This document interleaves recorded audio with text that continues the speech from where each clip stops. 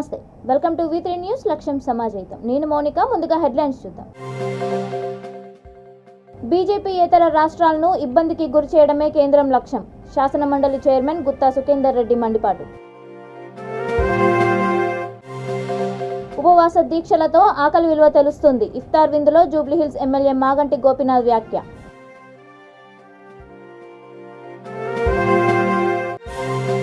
ఆసిఫాబాద్లో హనుమాన్ శోభాయాత్రను ప్రారంభించిన ఎమ్మెల్యే ఆత్రం సక్కు.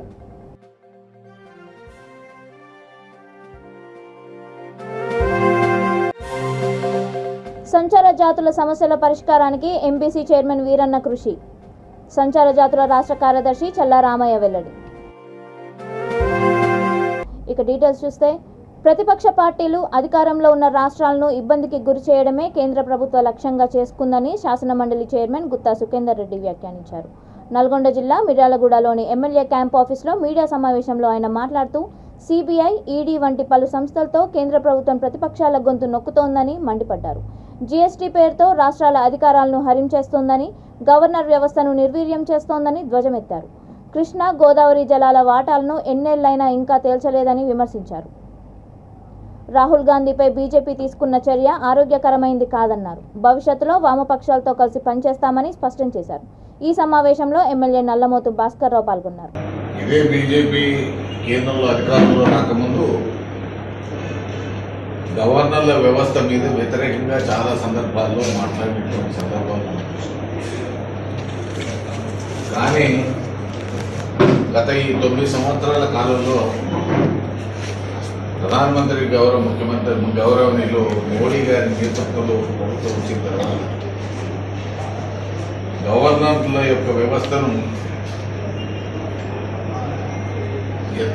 ఏ పద్ధతుల్లో దుర్వినియోగం చేస్తున్నారంటే, అది ప్రజా సమస్యల పరిష్కారానికి విఘాతం కలిగించేటువంటి పద్ధతుల్లో గవర్నర్లను పూనుకొలుపుతా ఉన్నారు. గవర్నర్ల వ్యవస్థను నిర్వీర్యం చేస్తూ ఉన్నారు. రాష్ట్ర ప్రభుత్వాల అభివృద్ధి కార్యక్రమాలకు అడ్డుపడుతూ ఉన్నారు. అదేవిధంగా గవర్నర్లను అడ్డం పెట్టుకుని ప్రభుత్వాలను ప్రజాస్వామ్య పద్ధతుల్లో గెలిచిన ప్రభుత్వాలను కూలదీసేటువంటి కార్యక్రమం చేస్తూ ఉన్నారు.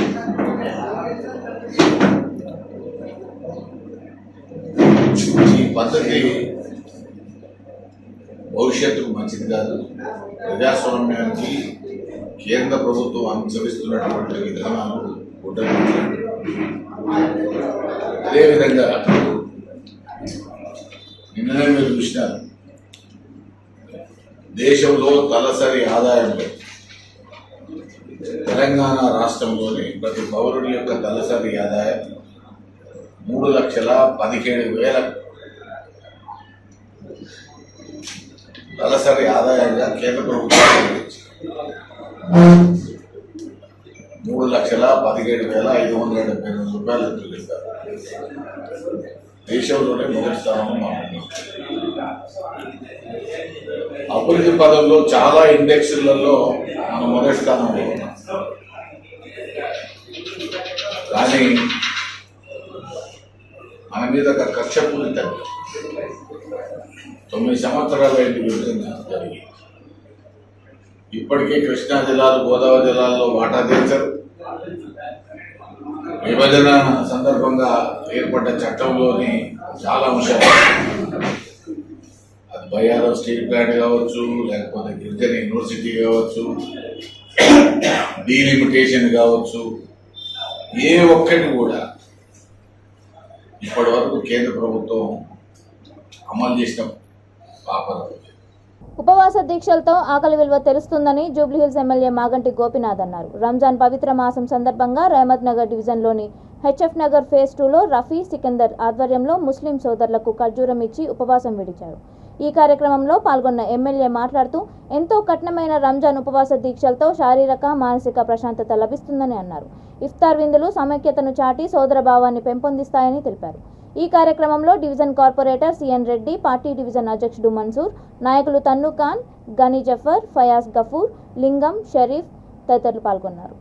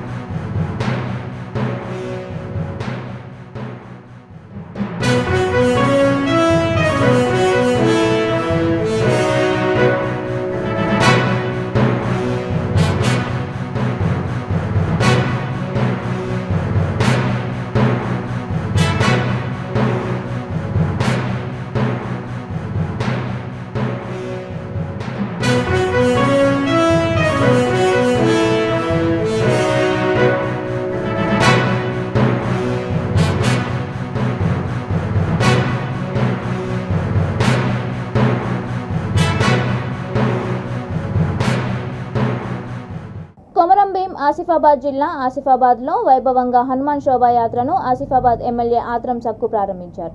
కేస్లాపూర్ వీరాంజనేయ స్వామి భక్తులు ఆలయ కమిటీ ఆధ్వర్యంలో నిర్వహించిన ఈ శోభాయాత్రలో ముఖ్య అతిథిగా పాల్గొన్న ఆయన హనుమాన్ నామస్మరణం చేస్తూ సంప్రదాయ నృత్యం చేశారు. పట్టణ ప్రధాన వీధుల వెంట కొనసాగిన శోభాయాత్రలో జై శ్రీరామ్ జై హనుమాన్ నామస్మరణలు మార్మోగాయి. ఈ కార్యక్రమంలో జెడ్పీటీసీ అరిగెల నాగేశ్వరరావు, ఎంపీపీ మల్లికార్జున్, స్థానిక ప్రజాప్రతినిధులు, హనుమాన్ స్వాములు, భక్తులు, బీఆర్ఎస్ నాయకులు పాల్గొన్నారు.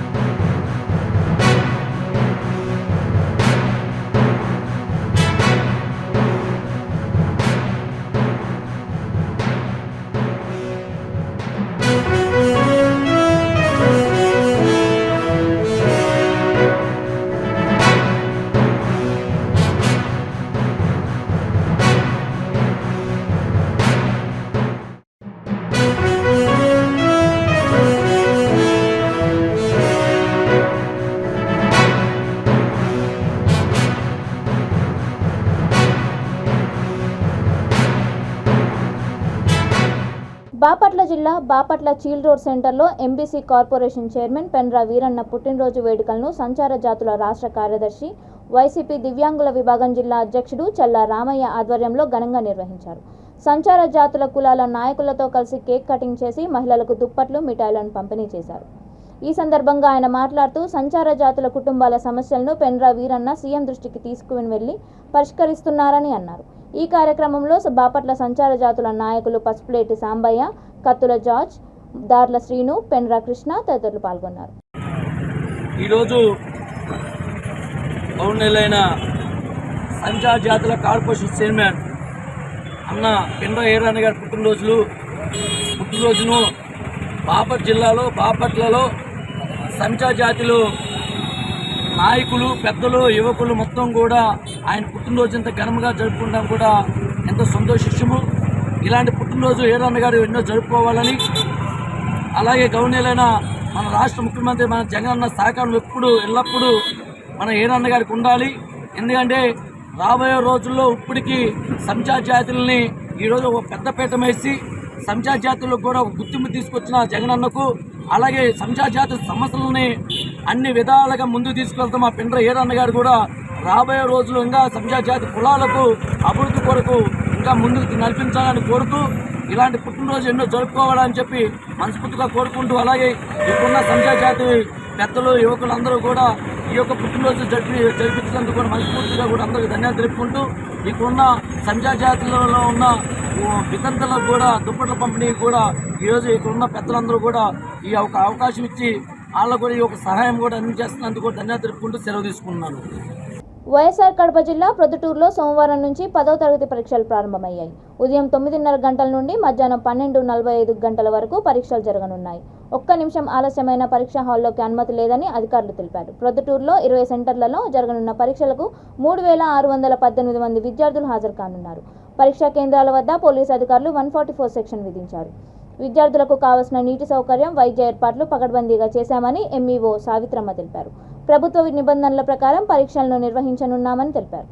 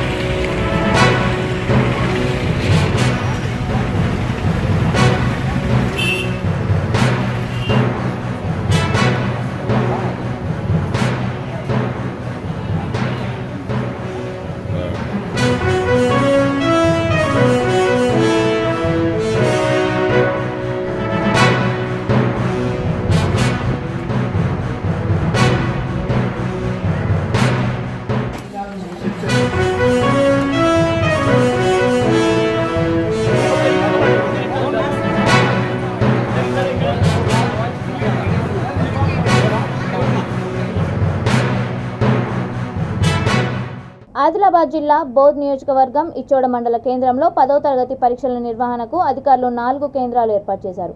జెడ్పీ ఉన్నత పాఠశాలల 2, టీటీడబ్ల్యూఆర్ఎస్ బాయ్స్ గర్ల్స్ 2 సెంటర్లను ఏర్పాటు చేశారు.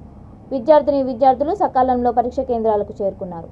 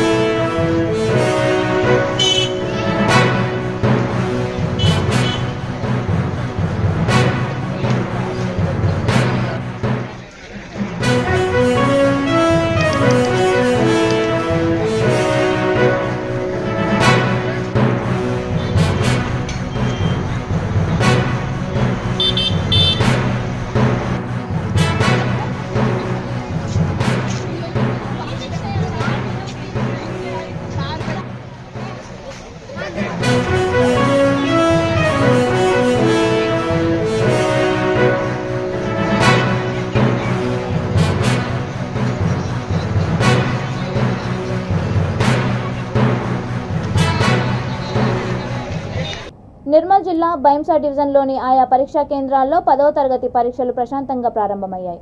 విద్యార్థులు గంట ముందుగానే పరీక్షా కేంద్రాలకు చేరుకున్నారు. విద్యార్థులకు ఎలాంటి ఇబ్బందులు లేకుండా అధికారులు తగిన ఏర్పాట్లు చేశారు. పరీక్షా కేంద్రాల వద్ద పోలీసులు 144 సెక్షన్ అమలు చేశారు.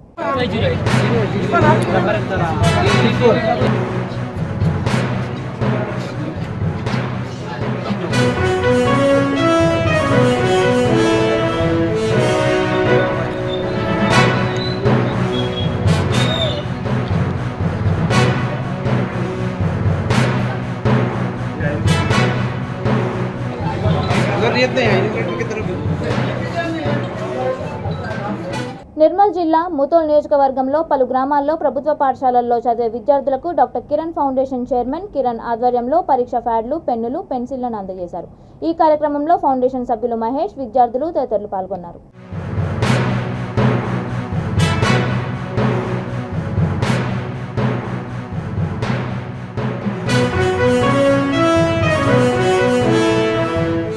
వేసవిలో ప్రజల దాహార్తి తీర్చడానికి చలివేంద్రాలు ఎంతో ఉపయోగపడతాయనే ఉద్దేశంతో చలివేంద్రం ఏర్పాటు చేశామని ప్రాణదాతలు ఫౌండేషన్ వ్యవస్థాపకుడు మెరుగుమల్ల రాజ్ అన్నారు. నల్గొండ జిల్లా కేతపల్లి మండలం తుంగతుర్తి అంబేద్కర్ విగ్రహం వద్ద ఏర్పాటు చేసిన చలివేంద్రాన్ని మాజీ ఎంపీటీసీ కీర్తిలక్ష్మి వెంకన్న గౌడ్ ప్రారంభించారు. ఈ సందర్భంగా ఆయన మాట్లాడుతూ చలివేంద్రం ఏర్పాటు చేసిన ప్రాణదాతలు ఫౌండేషన్ చైర్మన్ను, గ్రూప్ సభ్యులను అభినందించారు. ప్రతి ఒక్కరూ సమాజ సేవకు పాటుపడాలని ఆకాంక్షించారు. ఈ కార్యక్రమంలో గ్రామ ప్రజలు, నాయకులు, కార్యకర్తలు తదితరులు పాల్గొన్నారు.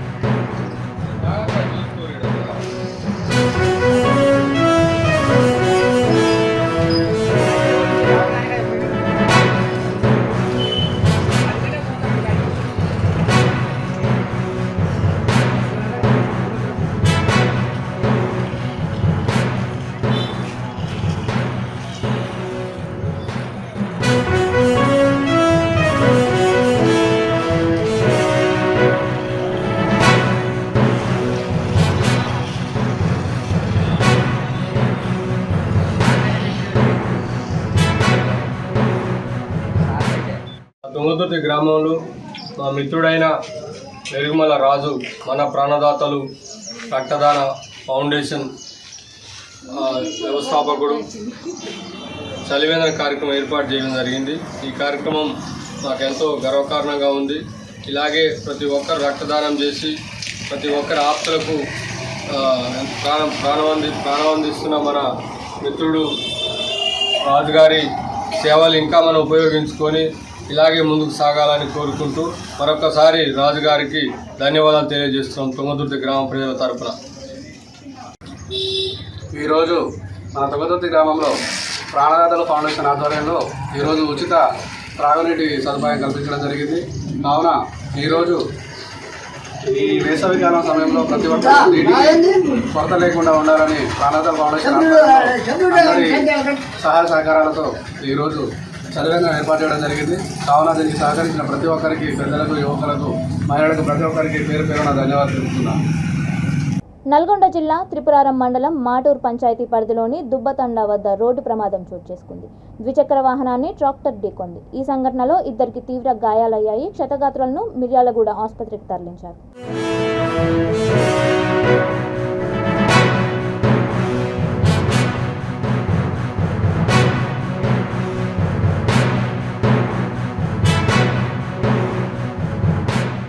బులెటిన్ ముగించే ముందు హెడ్లైన్స్ మరొకసారి.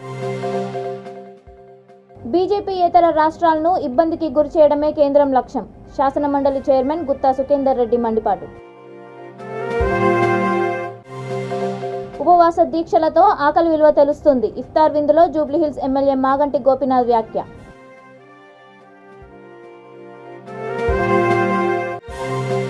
ఆసిఫాబాద్లో హనుమాన్ శోభాయాత్రను ప్రారంభించిన ఎమ్మెల్యే ఆత్రం సక్కు.